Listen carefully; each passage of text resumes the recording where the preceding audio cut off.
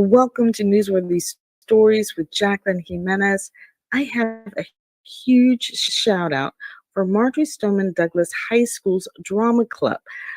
This year, they have been invited to perform Six, the musical teen edition, not once, but twice at the Florida State Thespians main stage. That week, they are going to have state competition going on. And this year, districts Marjorie Stoneman Douglas won 6 Critics' Choice Awards. Get that, 6 musical, 6 Critics' Choice. Just happened to be that way. But it will not only be for performances by the troupe, but also for like costume design. I tell you what, if you are a drama club parent, you should consider going to districts one year. I tell you what, it was so interesting the first time I went, which was last year. And you maybe remember at the beginning of this year, I shared a story about how the acoustics in this hallway at this high school where the Marjorie Stoneman Douglas drama team was practicing, the acoustics were out of this world, actually better than in the theater. And I want to kick off looking back over 2024 with that rendition of what they were doing on Let the Sun Shine.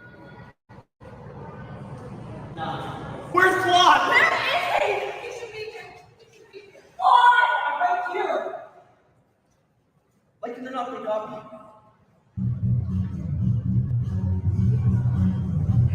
We start to look at one another, short of breath, walking proudly in our winter coats, where it smells from laboratories, facing a dying nation, a moving faith with fantasy, the secret of life, the supreme vision of the longing to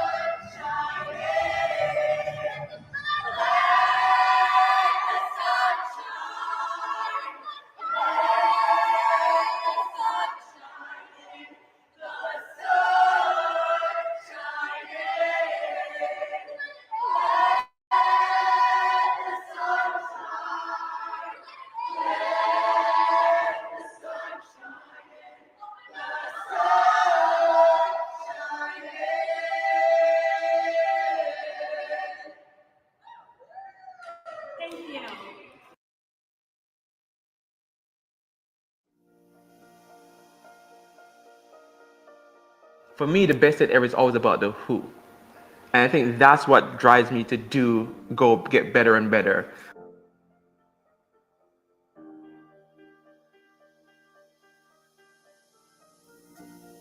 Actually, he asked me the most important thing, what would you like to eat? Not knowing that I'm a big food person, I like to eat a lot. And yeah, he brought me, I told him, I was like, oh, I want Jamaican jerk chicken, I want oxtail, I want a pineapple soda, it has to be D&G. And he brought it all to me at my door. My father was in the garage and he was just like, oh, who's that? I was like, oh, this guy I'm talking to. He's like, oh, he brought you food. I'm like, yeah. And he was like, okay.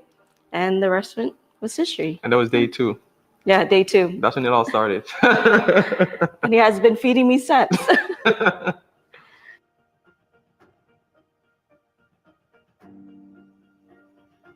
I'm going to create a newsletter where I'm going to send once a week, I'm going to send a date night idea, a gift idea, a love message that you could send to your partner once a week. I could promise you that. And from there, that grew from just my close friends getting the newsletter to now over 20,000 subscribers on the newsletter. If I'm going to truly help 100 million people, I need to get technology behind it, right?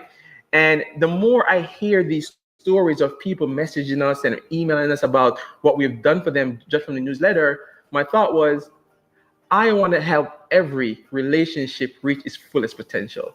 That's why I'm doing Best Date Ever. It's that, right? And that is what wakes me up every morning to be able to do that.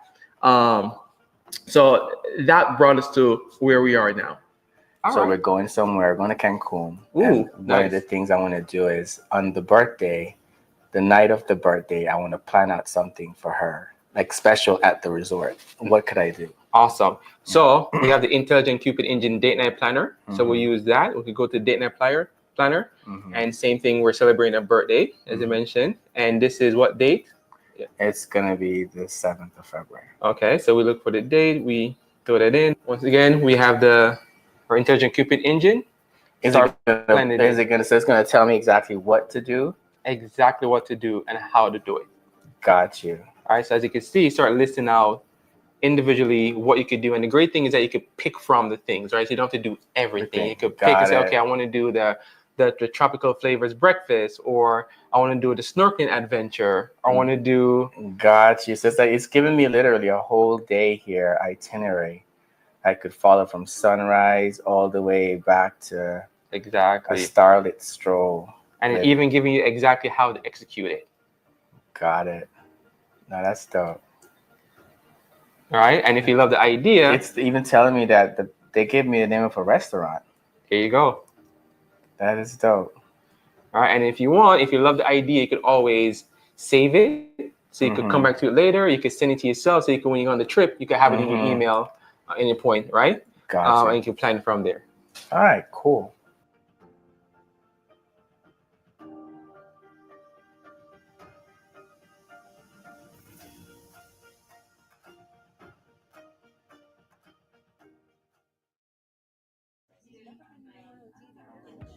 You could feel the energy in the room as the Community Foundation of Broward and its supporters were gathering to celebrate the accomplishments of one of their own. Dara Levan releasing her riveting new book called It Could Be Worse, with a storyline sure to leave you wanting more. I'm so happy today that we can have a small gathering of our fund holders and board members and donors to celebrate Dara Levan and the launch of her new book, It Could Be Worse. Dara is a terrific board member. She and her husband are longtime supporters of the Community Foundation and our community builders. So it's really special for us to gather our own family, the Community Foundation family, to hear a little bit from her about the experience of writing a book and to share a little bit of her favorite passages. First at the mic, a former Community Foundation of Broward board member and the one who knows her best. But my title today is Dara's husband. And I'm very proud to have that title because I'm very proud of my wife. Well, this is Dara's debut novel. She's been a writer since the day I met her. There's been some lulls in between, some times where she was supporting me and the growth of our businesses and raising our kids and taking care of our family. This is now Dara's opportunity to shine and build her career and to make names for her and for us. I'm hoping to retire on It Could Be Worse. And last week, she got a Kirkus review. Don't ask me what that is, but I can tell you that it is the cream of the crop in the author community. And Dara got a very glowing Kirkus review. She's also a go-getter. Dara went to market with this book that she wrote and edited and wrote again and edited again and wrote again and edited again. And then she went to market, and I don't know if I have this exactly right, but she got 7 offers from publishers. Wow, fantastic. And I'm proud of her. So I could not be more thrilled to be here with Dara today to talk about It Could Be Worse. Dara, first and foremost, is a board member for the Community Foundation of Broward, of which I currently have the privilege of chairing. And when we learned about this fabulous opportunity to host what we believe is the first in the book tour, is really just wonderful. And we hope you will enjoy this as much as we expect you will. First of all, everybody, thank you so much for taking the time to be here. I know life is so busy and it means a lot to me. This is quite surreal. So actually, Juliet, I've been really writing probably since I could speak, which was likely in utero, for those of you that know me. I'm not shy. But I used to make up stories and talk to my stuffed animals. I started reading like absolutely voraciously by about probably age 8 or 9. Ramona Quimby was one of my first books I remember vividly. Nancy Drew, I loved. I mean, I probably read every single book of hers at least 4 times. And so when I was a little girl, I knew I wanted to be a writer. I didn't know how that would look. And to your point, my grandmother was in a nursing home for Alzheimer's. And I remember I was 12 years old and seeing all these empty souls just sitting there. So I went to the activities director. He was the sweetest man. I'll never forget him. I said, can I write their stories? He had this little newsletter. And so I got published in this little newsletter and just listened to them speak because they're walking history books. I am the eternal optimist, so the title actually personally resonates with me. It could be worse. But here are what her peer authors are saying. Visceral and moving, It Could Be Worse is a tale of acceptance and awakening, but not necessarily forgiveness. That reminds us we can choose how our stories end. Andrew Watkins, New York Times bestselling author. The gorgeous prose and raw, unflinching narrative both heal and inspire. A stunning debut. Samantha Bailey, USA Today, and #1 international bestselling author. So now that I've primed you, I know you're really excited to hear about this. And a lot of my author friends have shared this. It does not matter what you write. There will be somebody that says, I know this is about you, right? You could even be writing sci-fi or thriller. I mean, there's always one. So if you're out here, it is not about me. However, it is absolutely inspired by a lot of my emotional truths. But I see this as almost like a collage, a collective experience of a universal theme, which is unconditional love and wanting that and perhaps not getting it. And what also very much inspired it is my podcast. I have interviewed the most extraordinary guests and the stories I've heard about trauma, about loss. And it's not all depressing. There's a lot of uplifting stories too. And in recent years, I've spoken to so many authors because that's my community, but we rarely talk about their book. I always say to them, I'm not a book promo. I have fellow podcasters who I love who do. We talk about the essence of the person. We talk about the extraordinary and the ordinary, because I really believe every soul has a story. And 2 specific conversations, interviews I had are part of what inspired this. It started to sort of percolate in my brain. It starts as like kernel and it starts popcorn. And as a writer, all of a sudden it takes over your entire psyche where it's like an itch. And I just knew I had to dive into this topic of not just narcissism and breaking a cycle, but also what hides behind a mask. We all wear masks of some sort, right? And especially when things look so perfect, they're not usually that perfect. So drawing back the curtain. Why the title? Why it could be worse? I love that question. The title came to me first. It could be worse is something that I heard a lot growing up that I always thought was a positive phrase. You're all nodding. Did a lot of you hear that? I don't know if it's generational. I don't know if it's just, a perspective. And I always thought that was great because really it could be, really, your best friend could have stage 1 cancer, but then your other best friend could be stage 4. Of course it could be worse. But as I dove deep into narcissism and in lots of components of that are gaslighting, invalidating, triangulating, all these different facets of this, it's actually a disorder. And I realized it could be worse is incredibly invalidating as well. Has it drastically changed your relationship, you as a mom or you as a wife or a daughter, something, and you talked a lot about boundaries. Can you give an example of something you learned about narcissism and where you realized something you had to change in yourself or something in your family that you needed to address? Yeah, I never knew these two bosses were narcissists, and I'm talking like pathologic. But I didn't know what I was dealing with. So to your point, I'm researching this. I said, oh my gosh. And then I thought about friends that I've let go of. And yes, definitely family members and more in the workplace and friends. And I thought like the light bulb just started, the connections just started firing in my brain. Like, wow, and then I started having compassion, Lori, because the hallmark of narcissism, like the hallmark of autism, is often, it's severely autistic. You have trouble, children or adults have trouble relating to people as people versus objects. They see the parts, not the whole. Well, as a parallel narcissist, they literally have no attachment to themselves. Dara went on to read the first chapter in her book, many in the room reading along with her. As you can imagine, there were rave reviews. She is so inspiring, and just the fact that she took her life experiences and was able to make this book that is so inclusive, and I'm so excited to read it. I just felt that it was a real story. Even though it's fiction, I think that everybody based on that first chapter could relate to exactly what she was talking about, and it's intriguing. You want to go on to the next chapter, so I think it's going to be a very big success.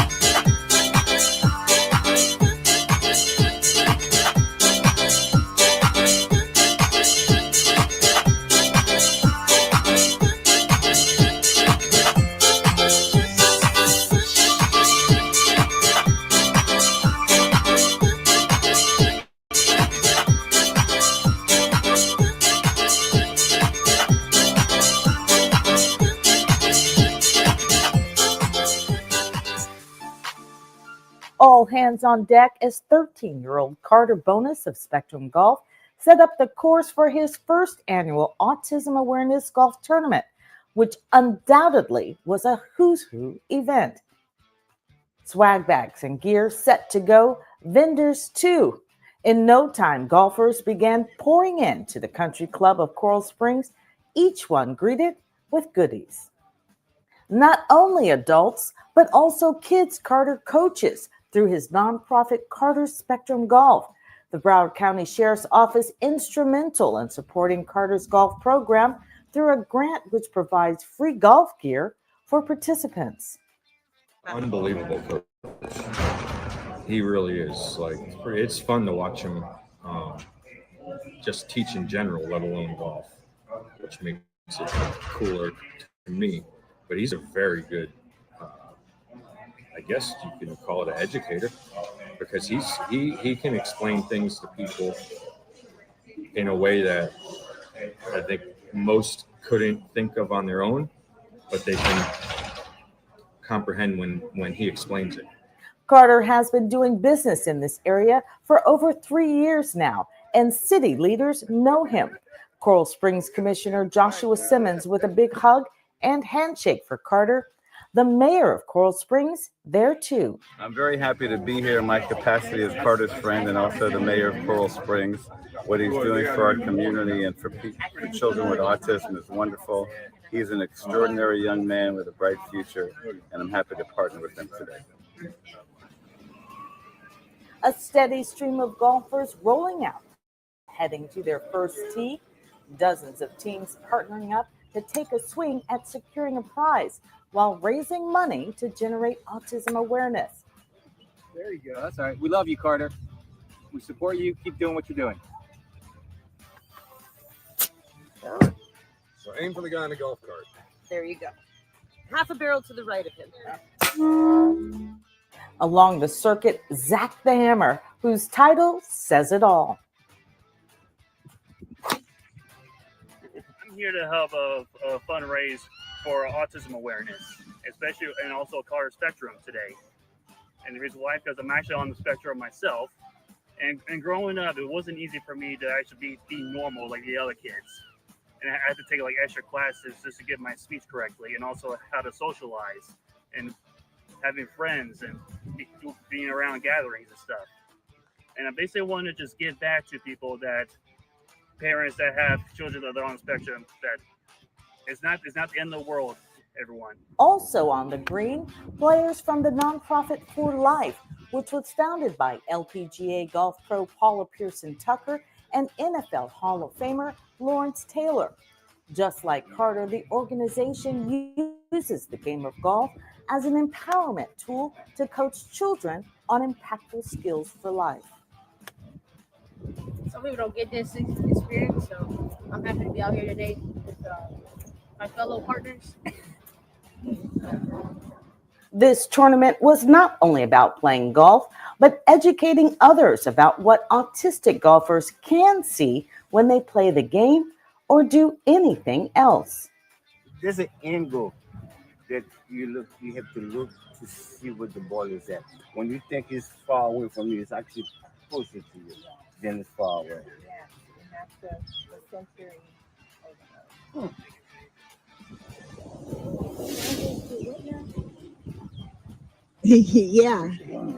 Yeah. That's what it's like when they're having a sensory overload. So can you try and putt? I can't even see the green. You see anything? I can see a whole lot of nothing.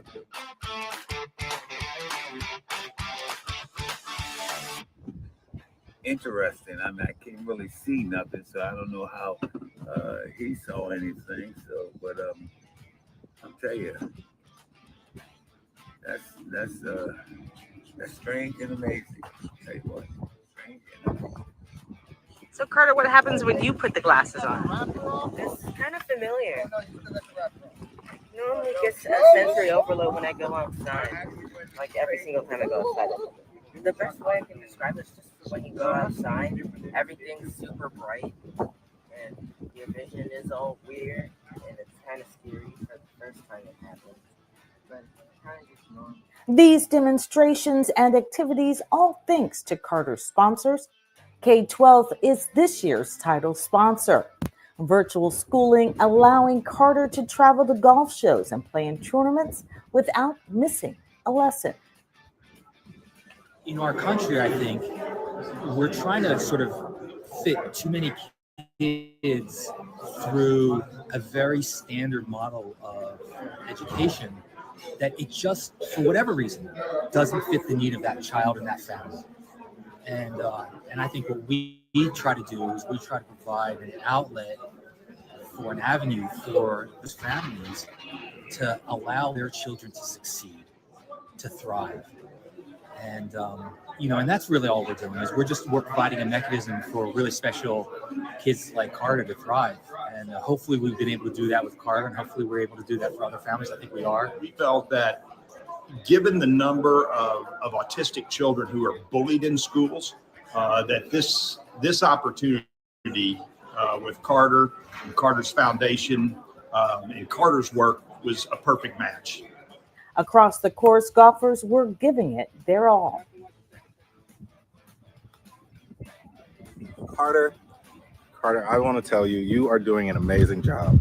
Not every day is going to be easy, but listen, you're putting something out in the world that's going to help other people. It's going to change lives. And that's all we can do with the time we got. And you are an incredible young man. Keep it going, persevere. I cannot wait to continue to follow you for the rest of your life.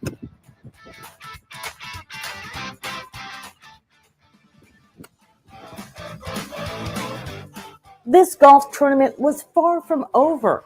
It was time to celebrate those in the winner's circle. A bevy of prizes and gifts going out for a series of challenges, from the golfers closest to the pin to beat the golf pro, best score, longest shot, and more. It's Sports Illustrated magazine, and he signed this to James and to K-12.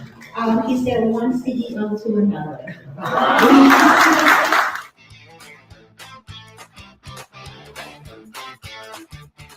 There were also special guests in the room from the South Florida Postal Customer Council, a partnership between Broward, West Palm Beach, and the Treasure Coast to build a bridge between businesses, nonprofits, and commercial mailers with the U.S. Postal Service. This is what they wanted to share with Carter. Together, we have the power to amplify Carter's message and foster an environment to support and empowers not only him, but all those that dare to dream. By standing hand in hand, we send a resounding message to the world that every individual, regardless of their background or abilities, plays a role in shaping a brighter future. So let us join in a round of applause, not just for Carter Lance, but for the spirit of the possibility he involves, as we present him with the framed artwork of the All Commerce Stamp.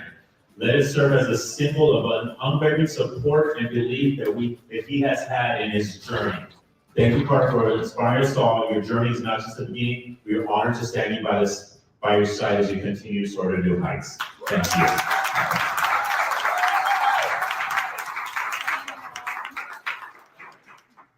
Thank you, guys.